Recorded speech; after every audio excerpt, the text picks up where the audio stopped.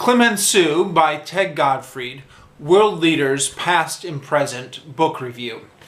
So this is another review in the World Leaders Past and Present book series. I'll link down below for the video I did introducing the whole series, but just to summarize briefly. These are books on famous world leaders that are made for young adults, I don't know, around the ages of 12, 13, 14 maybe. I was reading through a bunch of them just because I happened to find them in a library. So here this is.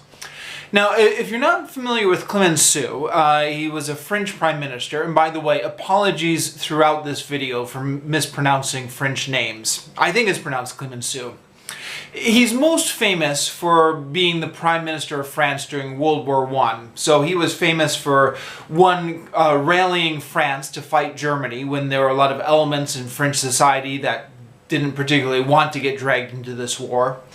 And then two, he was quite famous for, after the victory against Germany, he was one of the European leaders who was very adamant about making Germany pay for the war. So, you know, all those kind of war reparations that you hear about and how Germany got punished after World War I and kind of all the knock-on effects that had for the rest of the 20th century. Clemenceau was largely responsible for this. Now, I, being an American, didn't really know anything about Clemenceau until a few years ago. And my area of interest in French history is the Paris Commune. Paris Commune, I've got a number of other videos talking about the Paris Commune, but just to maybe give a very brief synopsis, it was a working class socialist, maybe working class revolution that took place in 1871 in Paris. Now, Clemenceau had a maybe small but important role in that. There was an instance right at the beginning of the revolution, right? So the revolution got sparked off. It was one of these things where tensions had been growing for months and months and months. And there were these cannons that were in the working class area of Paris. And they had been put there because they had been set up because Paris had been under siege by the Prussian army. But once that siege was over, the French government was a little bit nervous about having these cannons left in the working class areas of Paris. So they decided early one morning to just come in and remove these cannons before anyone noticed what was going on. It didn't work. The citizens rose up and there was a conflict, and they arrested the leader of the National Guard who had come to take away the cannons. And there was a standoff then between the National Guard, or was it the National Guard? Some sort of government forces and the working classes. And in every history that you read of the Paris Commune, Clemenceau enters at this point. Now, he was not the Prime Minister of France at this point. He was the mayor of Montmartre. And again, apologies if I'm pronouncing that incorrectly, but it was one of the districts of Paris. And he's usually described as like the radical mayor of it. And he attempted to negotiate some sort of compromise between the standoff there. He did not succeed in negotiating that standoff. And that's how he almost always comes up in these books on the Paris Commune. And I, for the longest time, had no idea that he was going to go on to become a famous Prime Minister of France, although these history books usually did kind of talk about him as he was somebody important. And I didn't really know why, because, you know, his role in the Paris Commune was minimal, just mostly related to that. But anyways, yeah, once I found out who he was and how he had this much bigger history, I was curious to read a biography of him. Now, these World Leaders Past and Present series are very short biographies, you know, 100 pages, big print, lots of pictures. But it's at least something. I did learn something very interesting from this. So Clemenceau, before he became the Prime Minister of France, He was involved in politics for a long time, starting off even during the reign of Napoleon III, so when France was under the Second Empire. And he was described as being a radical Republican. Now, this is Republican, of course, this doesn't mean like in American politics, a radical Republican, right? Because France had the monarchists, they had the Bonapartists, or the partisans of the emperor. And then they had the Republicans, people who were in favor of a Republican-style government, which meant he was on the left, at least during the time of Napoleon Bonaparte. And he sympathized with the workers and the workers' struggles and the workers' rights, etc. Although when the Paris Commune happened, he did not actually join up with the Paris Commune because he didn't believe they had legitimate authority to revolt against the Republican Assembly. He continued to try and negotiate a peace between Paris and Versailles. Versailles is where the Paris government evacuated to after the revolution. But when he realized that the Versailles Assembly was intent on civil war, then he resigned from his place in the Versailles Assembly. And so that's his place in the Paris Commune. Actually, he's popped up in another book I read. I read as well and reviewed on this channel a biography of Louis Michel by Edith Thomas. Louis Michel is a famous French anarchist. And Clemenceau also popped up in that book as well as a friend and sometimes financial supporter of Louis Michel. She was often throughout her life hard up for money, and Clemenceau gave her some money when she was in trouble and kept her afloat financially at various points in her life. Although Clemenceau, as author Ted Gottfried emphasizes repeatedly, he was neither a socialist nor an anarchist. He was a supporter of workers' rights, but he belonged to the party of radical Republicans and kind of stayed with that political affiliation his whole life and was opposed to socialism. There is these World Leaders Past and Present series. This is one of those books where they put a lot of quotes in the margins to kind of, liven things up. There is an interesting quote in the margins when it's talking about Clemenceau's student days, which is, "I am sorry for anyone who has not been an anarchist at 20, which seems to imply Clemenceau was an anarchist at 20, although this is not mentioned in the main text anywhere. It could just be like a rhetorical device, how some people talk about, being an anarchist, but they don't actually mean like a strict political affiliation. They just mean like a rebellious disposition. I don't know. That's what it said in the margins at any rate.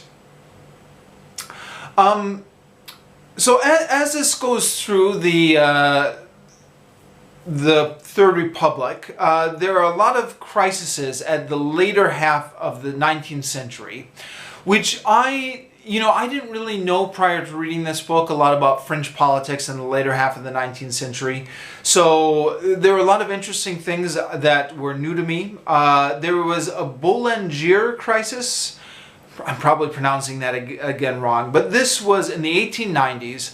This was a right-wing military guy who apparently was this close to leading a coup and establishing himself as like another Napoleon, and caused a crisis in the 1890s. Clemenceau was of course, as a radical Republican, was on the other side of that, but all of this came through in Clemenceau's biography, this little crisis I didn't know about.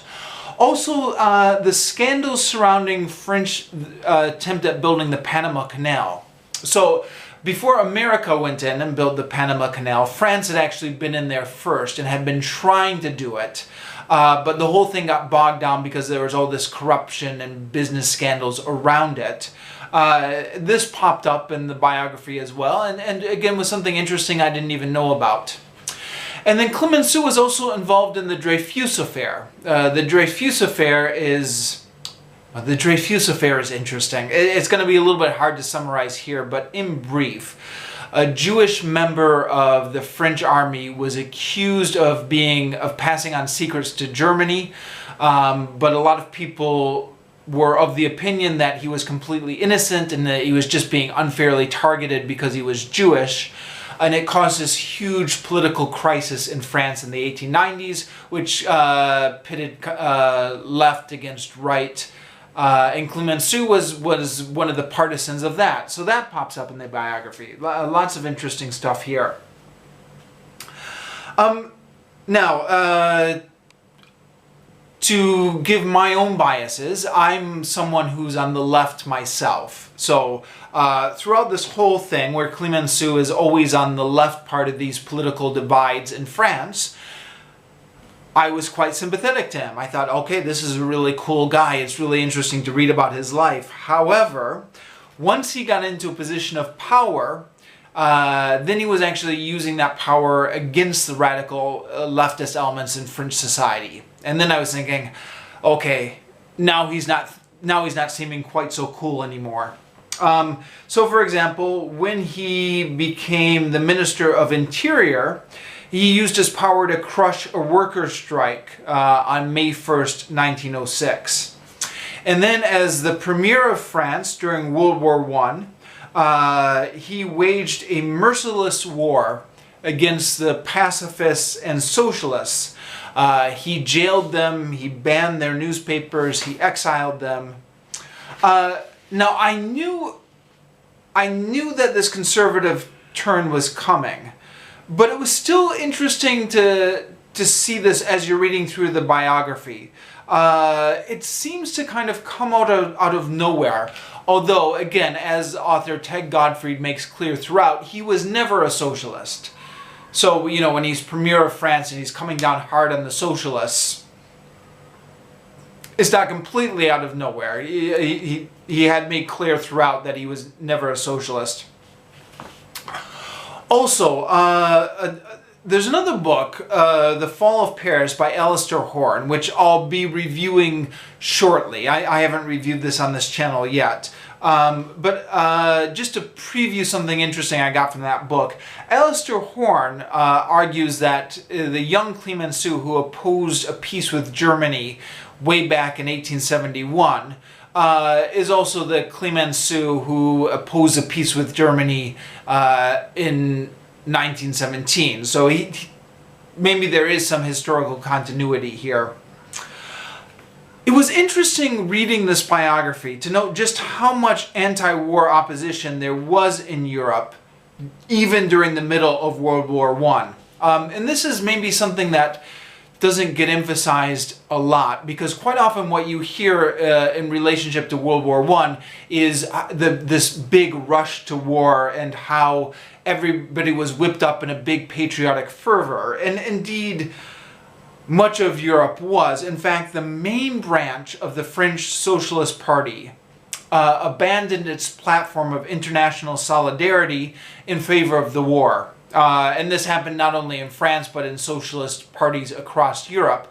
And this was the collapse of the Second Socialist International.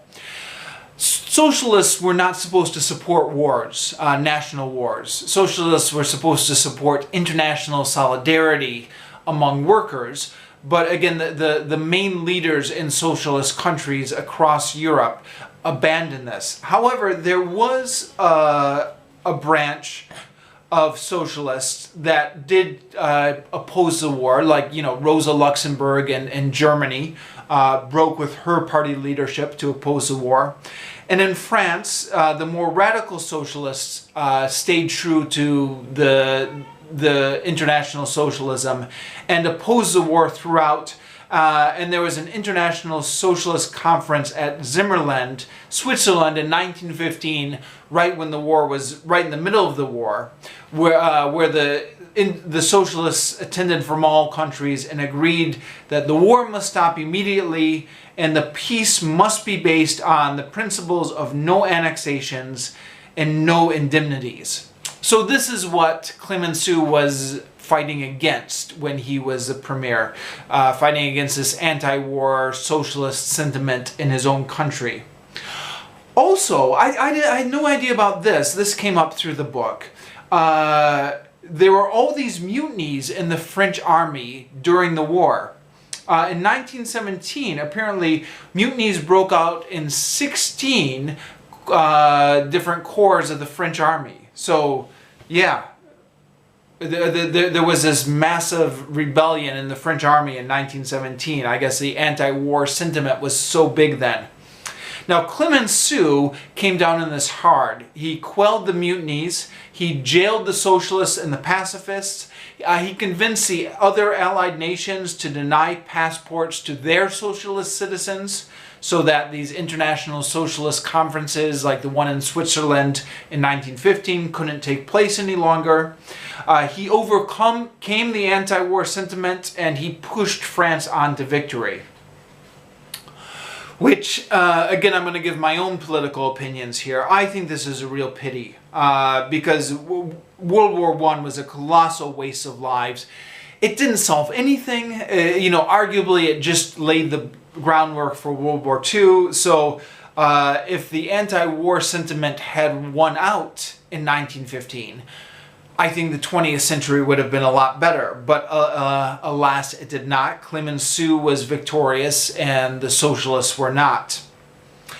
Clemenceau was also responsible for rejecting Woodrow Wilson's peace plan. So Woodrow Wilson was the American president who came over to Europe because, America had gotten involved in World War I.